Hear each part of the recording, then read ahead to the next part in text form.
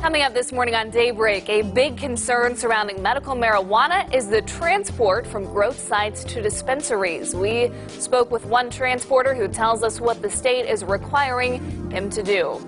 And our Color 10's Nigel McDonald is live at the Discovery Center this morning to show us ways to prevent cabin fever, some fun stuff you can do with the kids with items you have right at home this winter break. We'll check in with her in just a few minutes. Good morning and welcome back into the show. Thanks for waking up with us on the last Friday of 2019. It's December 27th. I'm Lauren Barnes. Meteorologist Beth Vanello so kindly reminded us just 4 more days left in this year. I know. How crazy is that? It really is. Are you a big New Year's resolution gal? Sometimes. That means no. You hesitated. If you're not committed, you're not, girl. I want to be so bad. I'll tell you what, I'm not either. Like, I have goals for 2020, but I don't like calling them resolutions because those never. My big one is like doing laundry and then same day putting it away and like folding it all in the same day. That's not mine. That's not mine. Big problem. It really is. They just like yesterday. It just all fell on the floor. Okay, we'll work on it. It's fine. You got 4 days. Yeah, it's a process. Okay, what are we waking up to this morning? Dense fog. It's very foggy out there. We've got dense fog advisories that go into effect now and continue until 8 a.m. That does include Greene County, Christian County, Lawrence, Berry, several of our counties this morning. So a few things you want to remember. Take it slow, give yourself some extra time, and leave space between you and the car in front of you. We've got less than a mile visibility in Springfield, in Branson, and in Rolla. About 4-mile visibility in West Plains and in Joplin. You can't see much out of the camera right now. It's so foggy. 38 degrees right now in Springfield on a north wind at about 6 miles per hour. It's 37 in Fort Leonard Wood, 37 in Monette, and 43 in Ava. About 15 to 25 degrees cooler than we were at this time yesterday, and that will be the trend through the day today. Temperatures only going to be able to top off in the upper 50s this afternoon. We'll have a mix of sun and clouds after this very foggy start. So a couple things that you want to know. We're going to be good for the rest of the day today once this fog moves out of here, and then we've got more rain chance to talk about, plus your New Year's Eve sneak peek in just a few minutes. All right, Beth, we'll see you then.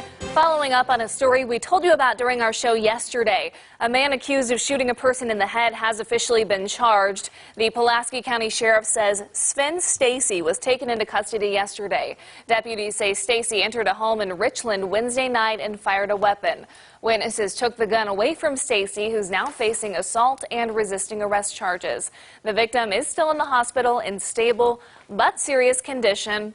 Deputies believe it was an isolated incident.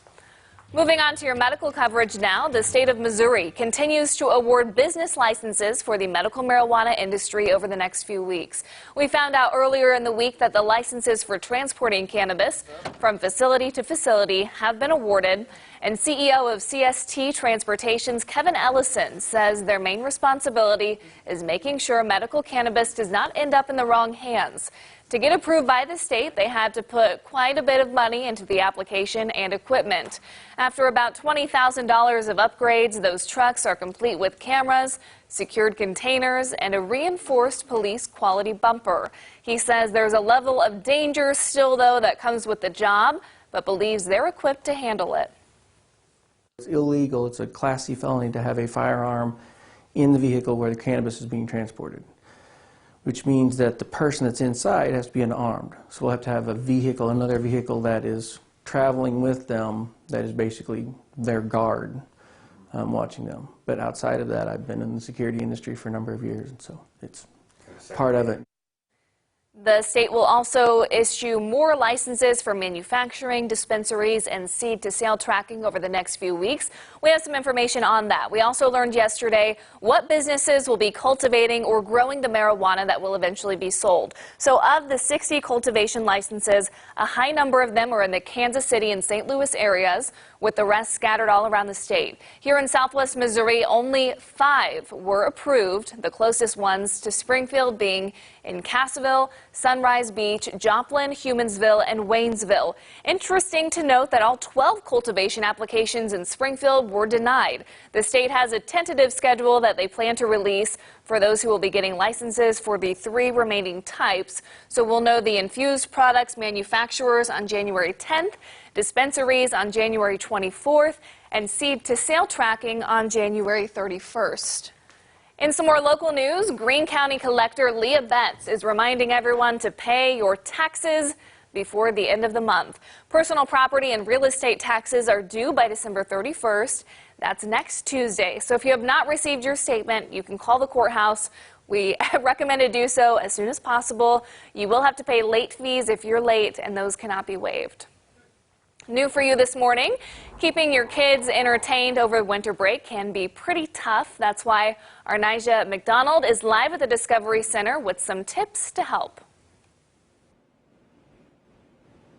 Well, good morning, Lauren. Yes, I am here with Rob Bevins of the Discovery Center. Now, cabin fever is a thing over winter break, can be a thing for families. So you're showing me some ways that you can keep your kids entertained with things that you have at home. Yeah, so this one's really easy to make and it's harder to implement, and so that's great because it'll keep the kids occupied once you make it as a parent. So for this one, you just need a couple of styrofoam cups, some tape, and some rubber bands. What we're going to do with this is we're actually going to be illustrating the Bernoulli principle of flight, and so it has to do with low and high pressure systems again, and the speed at which it's going to rotate. So you take a couple cups, tape them together like so. See, very quick to make, and then you take some rubber bands and you band them together. Now the best way to do that is to pull one through and then pull the other one up through it, and then you can create a string of them.